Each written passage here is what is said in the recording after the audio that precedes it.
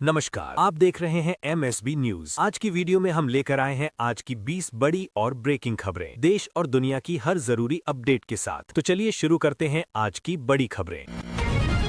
पश्चिम Asia में बढ़ते तनाव के बीच भारत के 2 बड़े जहाज सुरक्षित रूप से हुर्मुस जल डमरू मध्य पार कर गए। विदेश मंत्रालय ने बताया कि इन जहाजों में LPG की बड़ी खेप थी और भारतीय नौसेना लगातार क्षेत्र की स्थिति पर नजर बनाए हुए है। अमेरिका और ईरान के बीच बढ़ते सैन्य तनाव ने पूरी दुनिया की चिंता बढ़ा दी है। रिपोर्टों के मुताबिक अमेरिका ने ईरान के प्रमुख तेल केंद्रों के पास सैन्य कार्रवाई तेज कर दी है, जिससे वैश्विक तेल बाजार और अंतर्राष्ट्रीय राजनीति में हलचल बढ़ गई है। पश्चिम एशिया युद्ध के कारण वैश्विक बाजारों में भारी उतार चढ़ाव देखने को मिल रहा है। कई एशियाई शेयर बाजारों में गिरावट दर्ज की गई और ऊर्जा संकट की आशंका भी बढ़ गई है, जिससे निवेशकों में चिंता का माहौल बना हुआ है। आज देश भर में पाप मोचनी एकादशी का व्रत श्रद्धा और भक्ति के साथ मनाया जा रहा है। भगवान विष्णु को समर्पित इस पावन दिन पर भक्त उपवास रखकर पूजा अर्चना करते हैं और धार्मिक स्थलों पर विशेष अनुष्ठान आयोजित किए जा रहे हैं।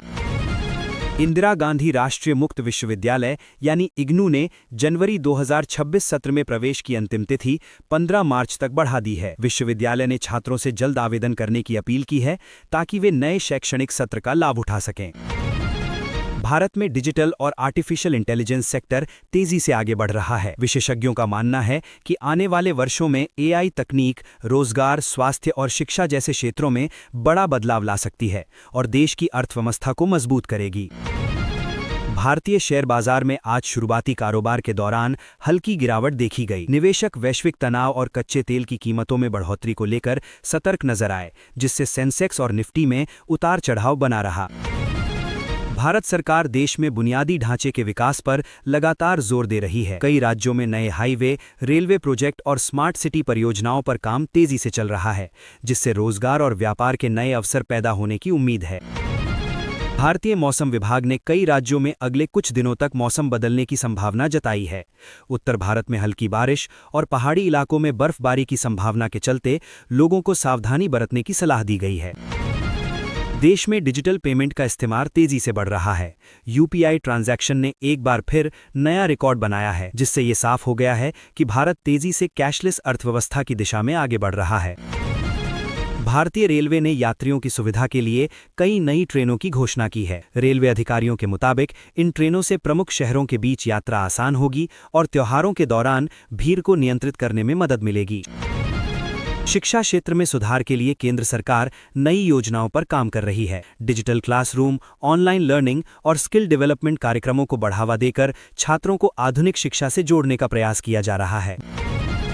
भारत में स्टार्टअप सेक्टर तेजी से विस्तार कर रहा है। कई नई कंपनियां तकनीक, स्वास्थ्य और फिनटेक क्षेत्र में नवाचार कर रही हैं, जिससे युवाओं को रोजगार के नए अवसर मिल रहे हैं और निवेशकों की दिलचस्पी भी बढ़ रही है। खेल जगत में भारतीय खिलाड़ियों का प्रदर्शन लगातार बेहतर हो रहा है।